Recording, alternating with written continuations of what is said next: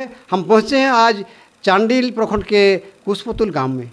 तो इस गांव में आज परंपरागत जैसे खेतियार लोग होता है उस तरह आज ये छोग जो को बचाए जैसे 12 महीना का 13 पर्व बचाने की कोशिश करते आ रहा है। जिनका घर है ये जहाँ देख रहे हैं वो चंडीचरण महतो, इसका 5वां पीढ़ी आज 6 जगत में चल रहा है। तो उसी का आज बेटा का 5 बेटा था, आज एक माने 4था नंबर का आज शादी है। तो उन्हीं का जो ललित मोहन महतो है बहुत खाते नामा आज उस्ताद भी हो गया है और नाचता भी है और विदेश भी गया है। तो उसी का घर है, उन्हीं लोग का चंडीचरण का ये क्या बोलेंगे आज जो सिखाने का जो अखाड़ा होता है वही अखाड़ा में पहुँचे। तो दादा आज जो शख्स को देख रहे हैं ये आपको कोई पहचानने का मोहताज नहीं है, जो आदमी है उसे जो रूबरू कराते हैं। तो दादा अपना के हमार यूट्यूब चैनल जेके यूट्यूब चैनल एवं हमार जो न्यूज चैनल আপনার আছে তাতে আমি ওয়েলকাম করছি, স্বাগত করছি। তো আপনার একটু প্রথমে পরিচয়টা দেন। আমার নাম হচ্ছে দ্বিজেন সূত্রধর, কিন্তু আমার ডাক নাম হচ্ছে সাধু সূত্রধর। আমাকে সাধু বলে পরিচিতটা বেশি আছে।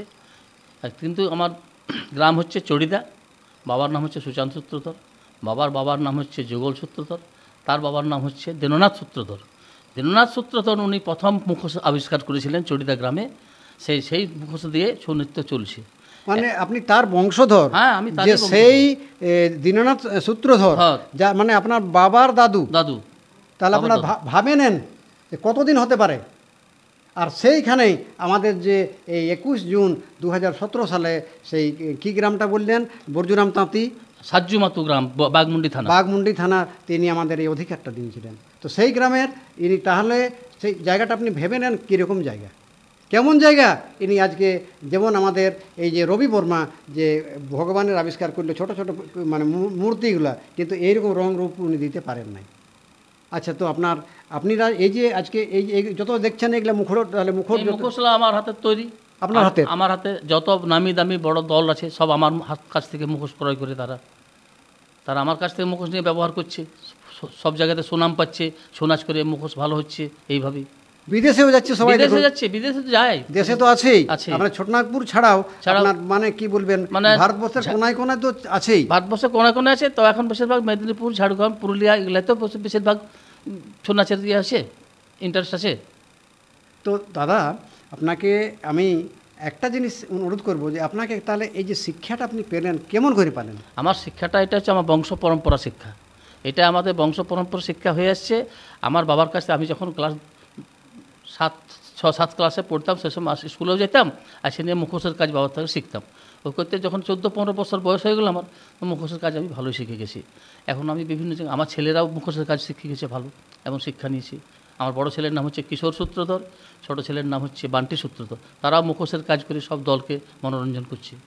তো দাদা আপনি এগুলো তো বলছেন, তো এক একটা মুখোটের আমি যেটা দাম শুনি যে একটা 10,000, 12,000, 15,000। না, ওটা ভুল কথা। কত আছে? ওটা বলেছি, মুখোশের সর্বনিম্ন ভালো মুখোশ নিতে হলে 4,500, 5,000, 4,000, 3,000, 2,500, 2,000 এইটাইভাবে চলছে মুখোশ।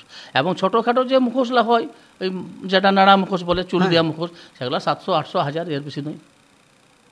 আচ্ছা, কিন্তু আজ যে ছজগতে আজ একটা আলোড়ন সৃষ্টি করেছে, তো দুর্ভাগ্য আমার ঝাড়খণ্ডে আজকে লড়াই করে ঝাড়খণ্ড মিলিয়েছিল, কিন্তু এখানে শিল্পীদের কোনো সম্মান দেওয়া হয়নি। আর আপনার ওখানে শিল্পীদের তো সম্মান দেওয়া হয়, আপনি নিশ্চয়ই সরকার কাছে কিছু আমি সম্মান পেয়েছেন। 1992 সালে হরিয়ানা সরোজকুণ্ড মেলাতে আমি কলাশ্রী অ্যাওয়ার্ড পেয়েছি।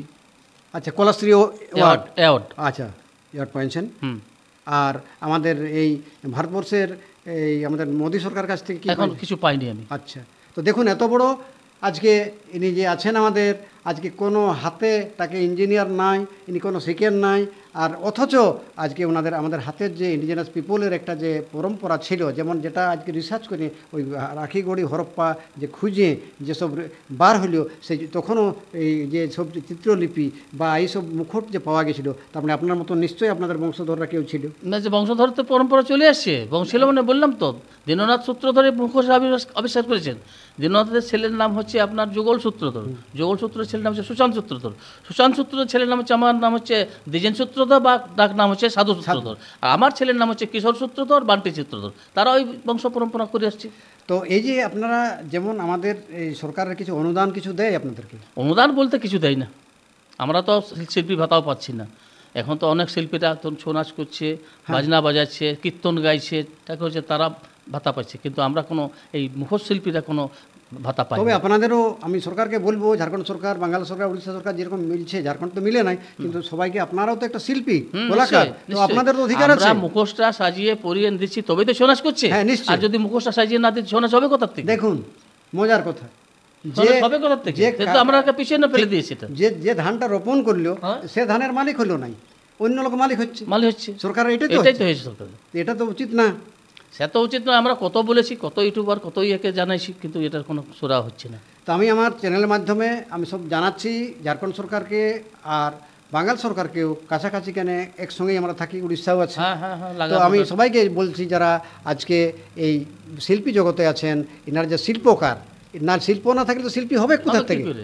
যদি আপনার ধান চাষ না হলে চাষি রইবে কি করে? তো এনাদের বাঁচার জন্য সরকারের আমি বলবো অনুদান নিশ্চয় দেওয়া উচিত বটে, ভাতা তো দেওয়া দরকার, ভাতাটা দেওয়া দরকার বটে, আর এবং অনুদানও দরকার বটে। কেন সবাইকে যখন দেই, হ্যাঁ নিশ্চয়ই, আপনাদের যখন আমাদের খরা ঝরা হয় আমরা বিমা পাই, তো আপনাদের ভাই আপনাদের পেট পিট তো আছে।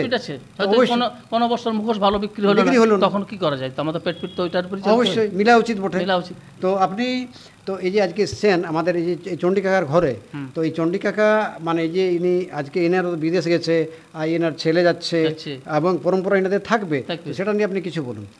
এটা হচ্ছে, যদি আমাদের ছৌ নৃত্য শিল্পীরা যদি বেঁচে থাকে, এটা সরকার যদি এটার উপরে একটু ইন্টারেস্ট দেয়, যে ছৌ শিল্পীরা কিছু সাহায্য করা, ভাতা দেওয়া, তাহলে তো এই ছৌ নাচটা বেঁচে থাকবে। তা না হলে কি কোথার থেকে আসবে? ঢোল নাংরা ধামসা সানাই মানে এই দিয়েই ছৌ নাচ হতো। এখন কর্নাট বাজছে, কেশিও বাজছে, ফুলট বাজছে, এই দিয়ে ছৌ নাচ হচ্ছে। তো আপনি এখন এই যে বর্তমান দিনে এই যে একটা অপসংস্কৃতি ঢুকে গেছে ছৌ জগতে, ঝুমুর জগতে, যত যেটাই বলছেন, তো সেটা নিয়ে আপনি কিছু বলুন তো। শুনুন, বলেছি এখন যেমন দেশ চলছে, যেমন নতুনত্ব চলছে দিন, নতুন এই ছৌ নাচার ইন্টারেস্ট নেবে, আগের ছৌ নাচার ইন্টারেস্ট নেবে না। এখানে মানুষ তো চাইছে রং বেরঙের সুর, ঝুমুর, তাল দিয়ে ছৌ নাচে। তখন আগে রং ছিল, এখন ঝুমুর হয়েছে।